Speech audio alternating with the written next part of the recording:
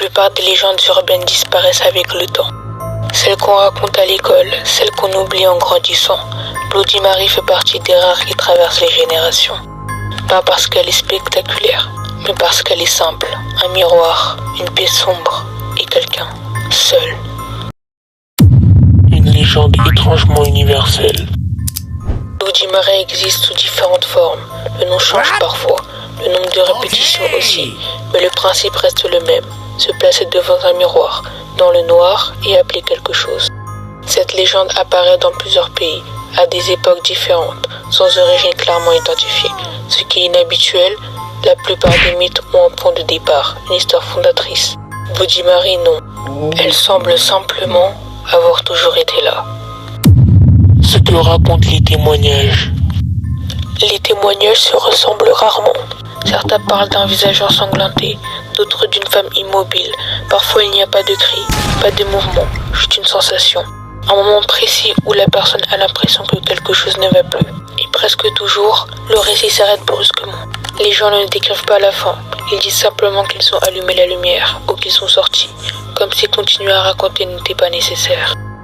Le rôle du miroir.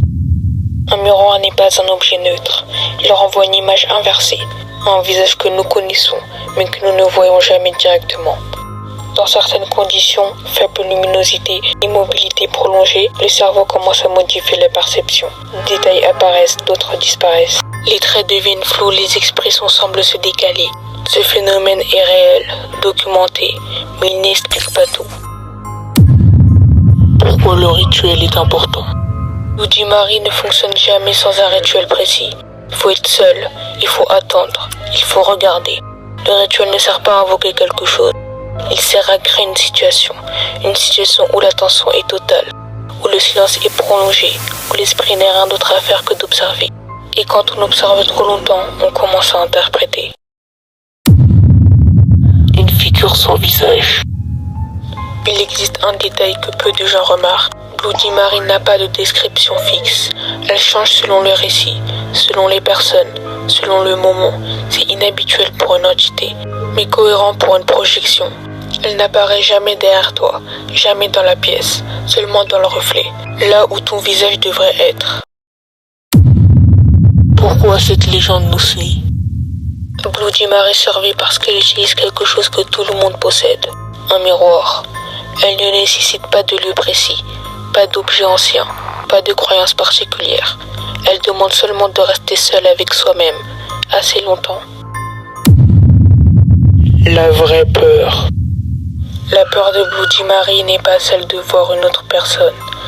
C'est celle de voir ton reflet changer sans que tu saches pourquoi.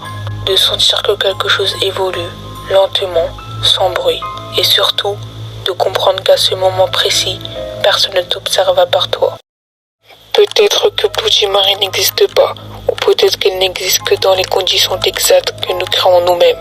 Alors si un jour, seul dans une pièce sombre, tu fixes ton reflet, et que tu as l'impression qu'il te regarde avec un léger décalage, il n'y a rien à faire. Allume la lumière ou détourne le regard.